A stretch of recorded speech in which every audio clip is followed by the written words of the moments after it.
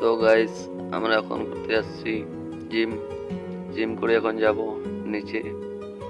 এখানে অনেক জিম আছে ভাই, তুমি কি করবে না করবে সব জিমে আছে। অনেক মানে এখানে অনেক ভাই, এখানে প্রচুর জিম আছে ভাই এখানে।